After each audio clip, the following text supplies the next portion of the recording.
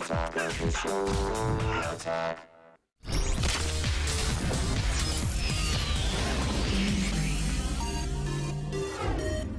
Adam Sessler is here from Next Play. I'm excited about this, Adam. This is our first ever segment on G4 together. Ever. This is it. This is the inaugural one. Can you feel the transcendence? I feel like we've jumped to the next level, so I'm excited. I will not screw this up too much, I hope.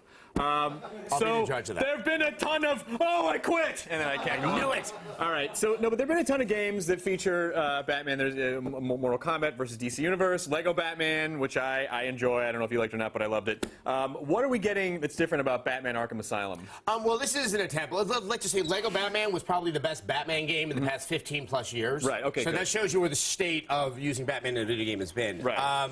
This is probably the first good, serious treatment of Batman in the video game form since probably the Super Nintendo days. Oh, that's great. Yeah, it's an original story. It's not tied to a movie. It's not tied to a story that was in the comic books. It's its own thing, but it was written by Paul Dini, who's probably best known for working on the animated series. And so it has a very legitimate treatment of it, and it plays out kind of like a Metroid game, where it's an adventure. You do a lot of exploration. Okay. As you get new gadgets, it opens up new areas, and it really seems to give you a sense that I want to explore. So it sounds like the developers did a really good job sort of building the world and all the iconic stuff in the world. Can you tell us a little bit about that? And well, it takes place in Arkham Asylum. Right. This is a good idea. Yes. Because if you look at a lot of superhero video games, like everyone's like, oh, well, we have to have a whole bunch of different villains. Then you have to come up with a story, which is, okay, why are they all here How at is the it getting same to them? time? Yeah, exactly. And so it's kind of like, they're all locked up in the crazy loony house, and now Batman's there, okay, problems ensue. Right. So when you're playing Batman, obviously you want to kick ass. So what's the combat? What are the combat sequences? Yeah,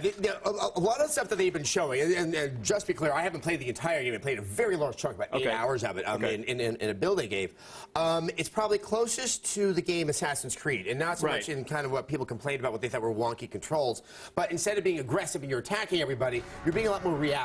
You get surrounded by a lot of bad guys, and you notice who's going to throw the punch, and you do a counterattack, and then you chain that to another one. And it really looks like Batman. You get a sense of physical force. Oh, that's great. It's a really cool, and they have the sound editing where when he punches people, I know in theory he's supposed to just knock them out. Right. No, and he has chokeholds I think Daryl Gates would approve of. Okay, good. So, so part of the allure is obviously Batman is detective. He's super ninja. So how does that play out in the game? Do you get to be detective, or is it just punching people in the face? Yes, and he is super ninja because he has a cape.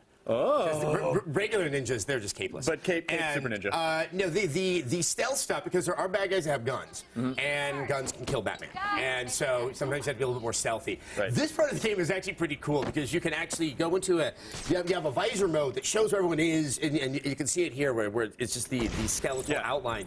And it also lets you know what their mental state is. If they're calm, if they're nervous because you've been agitating them. And you kind of swoop down and you just pick them off one by one by one. And it's very satisfying. That's great. Do you think, just as a side question, do you think that because of The Dark Knight, do you think that sort of raised the stakes on Batman across the board? Yes. I think, given the success of the movie, that obviously that's now become sort of the iconic, mass market identity of Batman. This does a pretty good job at kind of, going toe-to-toe with it without trying to replicate it. It doesn't have the same kind of dark psychological undertones. Right. You see that the panoply of characters, and they all look very unique. Harley Quinn has more of a bondage quality to her than I've seen her presented. I will be looking forward to that. But overall, how does Batman Arkham Asylum compare to other comic book games? Yeah, I gotta say, I've only played a little bit of it. I don't want to render like final judgment by any means, but I think I can confidently say this is probably the best treatment I've seen of a superhero in a video game since probably the 2D days. I don't know why I'm not rushing to the store to buy it right now. Mr. Adam Sessler. Job to do. Oh, that's right. I got to finish up. This was great. Thank you so much for being the inaugural Hardwood Sessler segment. I want to thank Adam. Please tune into X Play later this week when Mr. Sessler gives an official review of the game.